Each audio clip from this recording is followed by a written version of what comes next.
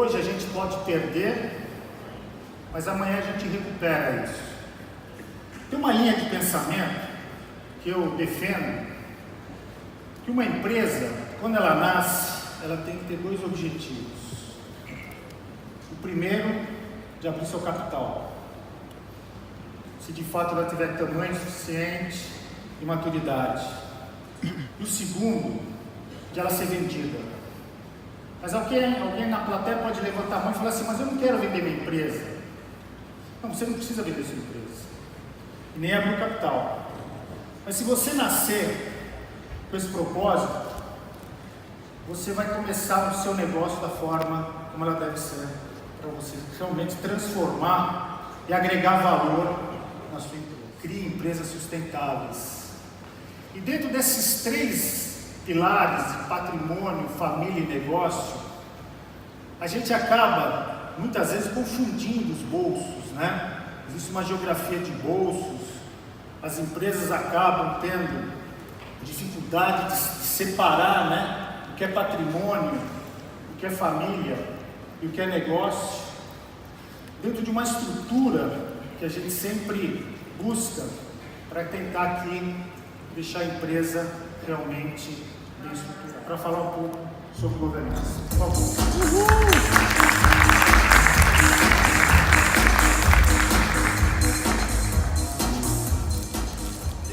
Pequena, que fica na informalidade, ela não cresce. A empresa tem que se tornar formal, tá?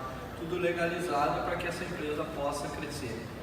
Da mesma maneira, uma empresa que começa a crescer e tem compromissos com sustentabilidade, com perenidade, ela tem que ter um sistema de governança, né? E ela tem que ser transparente, né? Então ela tem que mostrar para o mercado e para as outras pessoas, né, que ela é confiável, que ela é transparente, que ela é, vamos dizer, ela é escalável, né? Mais ligada à questão de locação de máquinas, a gente divide bem esse papel, se necessário for, a gente substitui um ou outro, pode ir nesse lugar. Mas um ponto importante na nossa carreira, que a Endeavor perguntou se a gente tinha acordo de acionista, né? Não precisa disso, porque eu e o Altino sabemos muito bem o que é meu, o que é dele, etc. e tal. Então a gente se deparou que naquela época, né, nós já tínhamos 100 lojas, né, a gente não tinha formalizado um acordo de acionista, nós não tínhamos todos os passos e as coisas importantes de uma empresa que está escalando, que está crescendo. Então foi muito importante nesse momento, lá por volta do ano 2010, 2001 a gente se tornou empreendedor Endeavor, e a partir daí a gente começa a instalar um processo de governança dentro da nossa rede, né? E para o mercado. Então, e a gente sempre procurou, dentro do nosso conselho, o nosso conselho ele é um conselho, ele é consultivo, ele não é deliberativo, até porque a gente, no primeiro momento, tem que aprender a lidar com essas instâncias, né? Então, e a gente escolheu desde o início, né, 3 pessoas que são consultores externos para fazer o nosso acompanhamento, mas eu e o Altino, então somos nós que compomos esse conselho, e a gente procurou sempre, desde o início, a ter pessoas diferentes dentro do nosso próprio conselho. Claro, baseado no estágio em que a nossa empresa se encontrava, no primeiro momento, para se implantar essa cultura, e depois, conforme o momento econômico, conforme as exigências. Porque a empresa tem a nossa cara, tem o nosso jeito, né? Como é que a gente traz pessoas, né, para nos substituir? Porque a cultura, a nossa empresa tem muita cara, a minha e a cara do Altino, do nosso jeito. Então trazer pessoas de fora foi também um impacto muito grande na nossa empresa, né? É uma coisa que a gente tem trabalhado muito para que a gente consiga, né, escalar. O nosso sonho grande é ter 1000 lojas, então a gente tem que se preparar dentro desse sonho grande. De multimarcas com mais de 3.500 clientes, exporta para 70 países, inclusive a China. E nós gostaríamos de chamar em palco a Andréia para a nossa conversa. A Andréia é diretora, faz parte da 3ª geração da Tupi Calçado.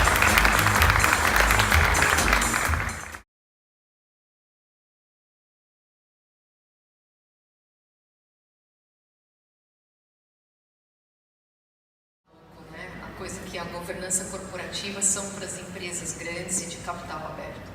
No fundo, desde a startup até a empresa que está na iminência de abrir um capital, você pode implementar as práticas de boa governança e estruturar isso. A grande questão, Zili, é a gente respeitar a musculatura financeira, musculatura de pessoas e de estrutura da empresa para encaixar o processo de forma, como diria o cara do interior, né? Tem que ornar, consiga trabalhar. Em terceiro, uma agenda com bastante disciplina de reuniões, para que esses órgãos que você criou, com esses relatórios e esses indicadores, possa realizar o que eles precisam realizar e monitorar o que eles precisam monitorar. Tudo isso um componente da sua cultura para que você consiga sustentar esse sistema. Meu irmão é um dos meus maiores clientes, de quebra é a mistura do Silvio Santos com o Mick Jagger. Então assim, a gente há um ano, desde julho do ano passado, a gente começou a fazer um coach, tanto eu como minha esposa, e para a empresa, e agora está já para o planejamento do ano que vem. A gente vai fazer o valuation com o Renato Claro, que não sei se está aqui, já está fechado, mas é extremamente importante deixar tudo no papel, governança, o que cada um faz, e principalmente que a gente acorda, vai trabalhar junto, volta junto, no final de semana cruza o cliente. Então, realmente deixando tudo claro, acho que vale a pena para qualquer empresa separar as coisas, deixar claro o que é família, o que é own business. Muito bom.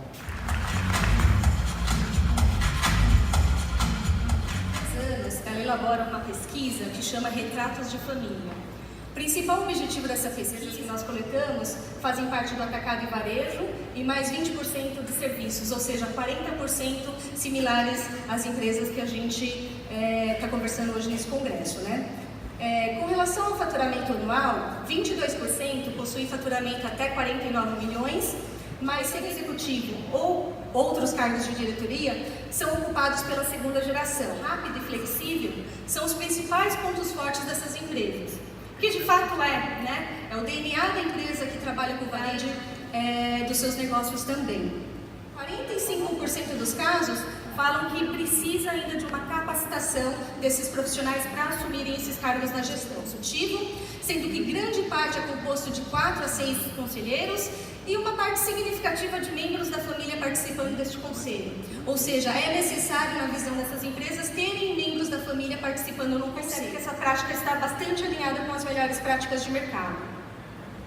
Seguido por um comitê de auditoria com 19%, e que, na minha visão, é um comitê que tende a aumentar ao longo dos anos, porque é aquele órgão que vai se preocupar em assessorar o conselho deliberativo ou o conselho consultivo na discussão de temas que nos casos dizem que não.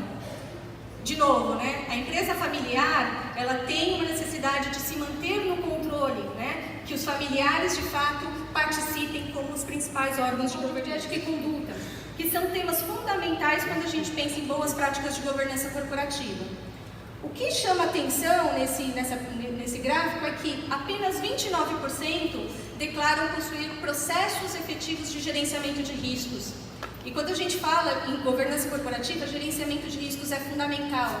Independente do tamanho da empresa, tem que se conhecer quais são os riscos do seu negócio, clara entre interesses da família e do negócio, preparação do sucessor e estruturar a sua governança corporativa são aspectos fundamentais para o sucesso da sua companhia.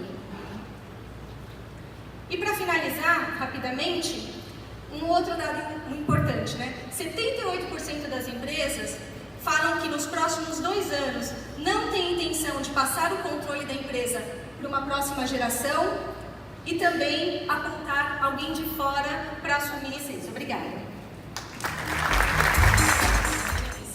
É você avaliar a maturidade da sua empresa. Então, quais são as práticas de governança, estruturas de governança que já existem na sua empresa e onde você pretende chegar? Qual a sua expectativa? Administração ao longo dos anos, né? Ou até o momento que você abre o capital. Então, primeiro, conheça qual é o nível de maturidade da sua empresa. Estabeleça as prioridades e os planos de ação para depois você começar a implementar as melhores práticas de governança. Vai buscar naquele momento, como nós buscamos, como a gente um conselho consultivo ainda, até para a gente aprender a trabalhar com essas instâncias de poder, não é?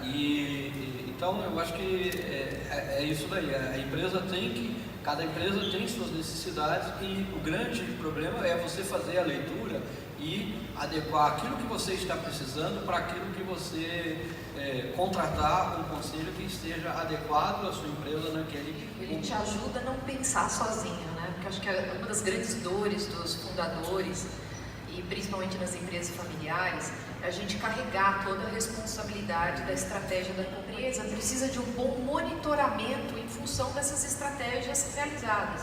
Não adianta fazer a estratégia e não monitorar se isso está acontecendo. Então não dá para falar que não sabia da compra de Pasadena, né? Tem que monitorar. Então, a hora que você termina de fazer essas estratégias, o conselho faz a estratégia e monitora, faz e monitora. E a partir daí, cria-se essas regras para que você tenha uma empresa mais sustentável. Sustentável nas 3 grandes dimensões, né? Financeira, social e ambiental. Essas 3 dimensões é que nasce aí a imagem e reputação de uma companhia.